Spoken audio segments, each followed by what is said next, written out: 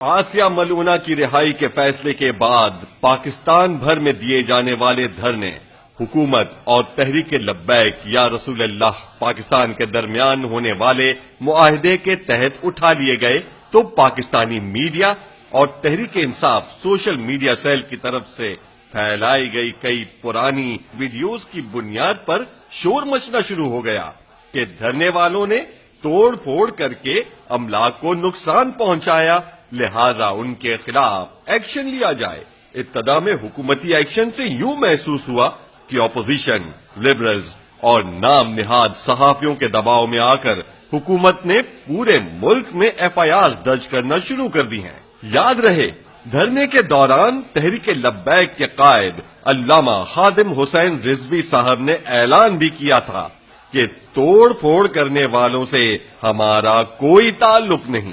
مگر افسوس کہ حکومت عہد شکنی کرتے ہوئے توڑ پھوڑ کرنے والے شر پسند عناصر کی آڑ میں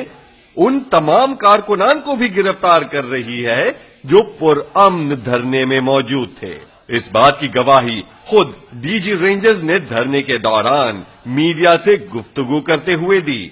یہاں تک کہ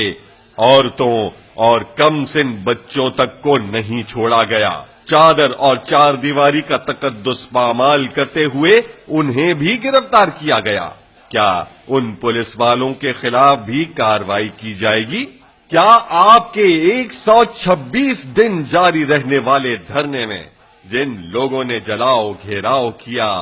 کیا ان لوگوں کے خلاف بھی کارروائی ہوگی، یا یہ کارروائی صرف اور صرف پرامن مظاہرین کے خلاف ہی ہوگی جو اپنے نبی صلی اللہ علیہ وآلہ وسلم کی ناموس پر پہرا دیتے ہوئے گستاخ آسیہ ملعونہ کی پھانسی کا مطالبہ کر رہے ہیں؟ حالانکہ وزیر اطلاعات پنجاب فیاض الحسن چوہان خود میڈیا پر بیٹھ کر تسلیم کر چکے ہیں کہ توڑ پھوڑ کرنے والے تحریک لبیک کے کارکنان نہیں تھے۔ آپ کو ایک اور انکشاف کروں، آپ کی اطلاع کے لیے عرض ہے کہ موٹر وے کے اوپر جتنا کچھ ہوا اس ایریاز کے اندر ہوا جہاں پہ نون لیگ کے لوگ اور نون لیگ کے ورکر موجود تھے، جنہوں نے ساری بسیں بھی جلائی ہیں اور ساری توڑ پھوڑ بھی کی ہے، بلکہ دوسری سیاسی جماعتوں کی طرف سے بھیجے گئے شر پسند عناصر تھے، جن میں سابقہ لیگی وزیر میاں جاوید لطیف کا بھتیجا بھی شامل ہے، جس نے شیخو پورہ میں گاڑیوں کی توڑ پھوڑ کی۔ میں ان کے ایک MNA کے بھتیجے کی میرے پاس ویڈیو موجود ہے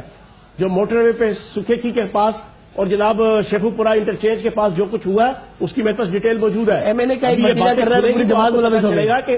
اپوزیشن کی پالیٹکس کس انداز سے کیا کیا کردار ان 3 دنوں میں کرتی رہی ہے۔ کیا ہم حکومتی بدعہدیوں سے یہ سمجھ لیں کہ آسیہ کیس کا مغربی امنگوں کے مطابق فیصلہ کروانے پر جو عوامی رد عمل آیا، حکومت اس رد عمل کے خلاف کارروائی کر کے مغرب کو خوش کرنا چاہتی ہے؟ لیکن جو بھی ہے، کارکنان کو اٹھا کر ظاہری قوت سے ہمیں دبایا نہیں جا سکتا، کیونکہ ہم جن کی ناموس پر پہرا دے رہے ہیں وہ ہمیں بے آسرا نہیں چھوڑیں گے۔